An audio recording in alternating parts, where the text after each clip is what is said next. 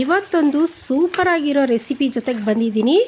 ಹೋಟೆಲಲ್ಲಿ ಮಟನ್ ಗೀ ರೋಸ್ಟ್ನ ಯಾವ ಥರ ಮಾಡ್ತಾರೋ ಅದೇ ಟೇಸ್ಟಲ್ಲೇ ಮನೆಯಲ್ಲಿ ಮಟನ್ ಗೀ ರೋಸ್ಟ್ನ ಮಾಡ್ಕೊಳ್ಳೋದು ಹೇಗೆ ಅಂತ ತೋರಿಸ್ಕೊಡ್ತೀನಿ. ತುಂಬ ಕಡಿಮೆ ಇಂಗ್ರೀಡಿಯೆಂಟ್ಸ್ನ ಉಪಯೋಗಿಸ್ಕೊಂಡು 10ರಿಂದ 20 ನಿಮಿಷದೊಳಗೆ ರೆಸಿಪಿನ ರೆಡಿ ಮಾಡ್ಕೊಂಬಿಡ್ಬೋದು.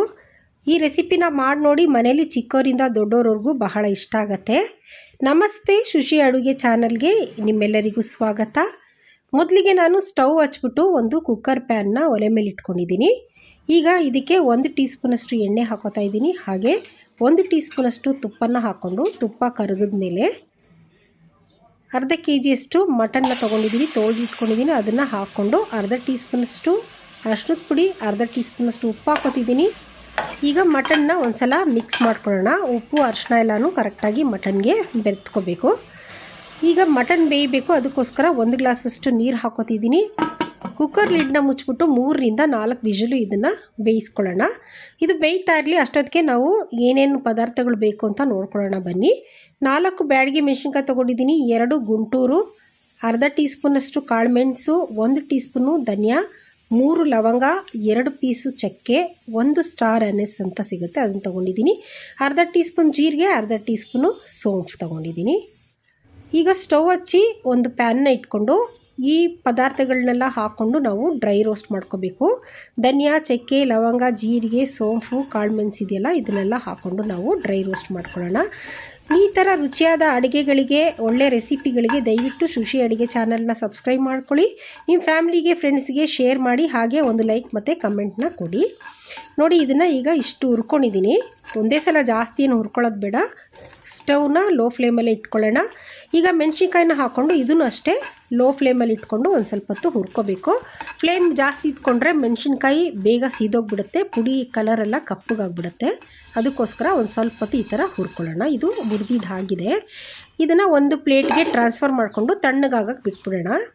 ಈಗ ತಣ್ಣಗಾಗಿದೆ. ಮೆಣಸಿನ್ಕಾಯಿ ಉದ್ದಕ್ಕಿತ್ತು ಅಂತ ನಾನು ಮುರಿದು ಇಟ್ಕೊಂಡಿದ್ದೀನಿ. ನೋಡಿ, ಇದನ್ನೆಲ್ಲ ಒಂದು ಮಿಕ್ಸಿಗೆ ಟ್ರಾನ್ಸ್ಫರ್ ಮಾಡ್ಕೊಳ್ಳೋಣ. ಮಿಕ್ಸಿಗೆ ಹಾಕ್ಕೊಂಡು ಮುಚ್ಚಳ ಮುಚ್ಚಿ ಇದನ್ನು ನಾವು ತರ್ತರಿಯಾಗಿ ಪುಡಿ ಮಾಡ್ಕೋಬೇಕು. ನೋಡಿ, ತೋರಿಸ್ತೀನಿ. ಇಷ್ಟು ತರ್ತರಿಯಾಗಿದ್ದರೆ ಸಾಕು. ಇದನ್ನು ಸೈಡಲ್ಲಿ ಇಟ್ಕೊಂಬಿಡೋಣ.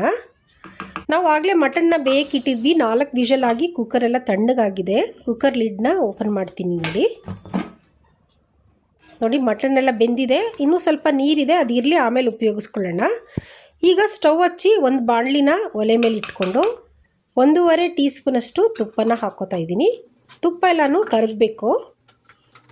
ನೋಡಿ, ತುಪ್ಪ ಎಲ್ಲ ಕರಗಿದ ಮೇಲೆ 1 ಟೀ ಸ್ಪೂನಷ್ಟು ಶುಂಠಿ ಬೆಳ್ಳುಳ್ಳಿ ಪೇಸ್ಟ್ನ ಹಾಕ್ಕೊಳ್ಳೋಣ. ಉರಿನ ಕಡಿಮೆ ಫ್ಲೇಮಲ್ಲಿ ಇಟ್ಕೊಳ್ಳಿ, ಹೈ ಫ್ಲೇಮಲ್ಲಿ ಇಟ್ಕೊಬೇಡಿ.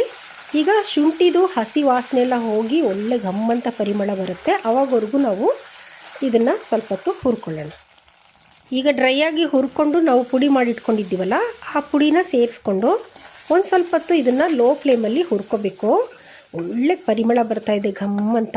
ಈ ಥರ ನಾನು ಹೇಳ್ಕೊಡ್ತಿದ್ದೀನಲ್ಲ, ಈ ಟೈಪಲ್ಲಿ ನೀವು ಗೀ ರೋಸ್ಟ್ನ ಮಾಡಿ ನೋಡಿ, ಸಖತ್ತಾಗಿರುತ್ತೆ. ಈಗ ನಾವು ಬೇಯಿಸ್ಕೊಂಡಿರೋ ಮಟನ್ನು ಮತ್ತು ನೀರು ಎರಡೂ ಈ ಮಸಾಲೆಗೆ ಸೇರಿಸ್ಕೊಂಡು ಚೆನ್ನಾಗಿ ಮಿಕ್ಸ್ ಮಾಡ್ಕೊಳ್ಳೋಣ.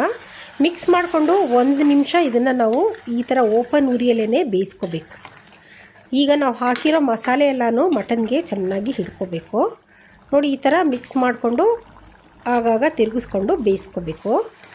ನೀರು ಇತ್ತಲ್ಲ ಮಟನ್ನಲ್ಲಿ, ಆ ನೀರಿನ ಅಂಶ ಎಲ್ಲನೂ ಕಡಿಮೆ ಆಗಬೇಕು. ಆವಾಗವರೆಗೂ ನಾವು ಇದನ್ನು ಬೇಯಿಸ್ಕೋಬೇಕಾಗತ್ತೆ. ನೋಡಿ, ಆವಾಗಲೇ ನಾವು ನೀರು ಹಾಕಿದಾಗ ಜಾಸ್ತಿ ಇತ್ತು, ಈಗ ನೀರಿನ ಅಂಶ ಕಡಿಮೆ ಆಗ್ತಾ ಇದೆ. ಈ ಥರ 1ರಿಂದ 1.5 ನಿಮಿಷ ನಾವು ತಿರುಗಿಸ್ಕೊಂಡು ಓಪನ್ ಉರಿಯಲ್ಲೇ ಇದನ್ನು ಬೇಯಿಸ್ಕೋಬೇಕು.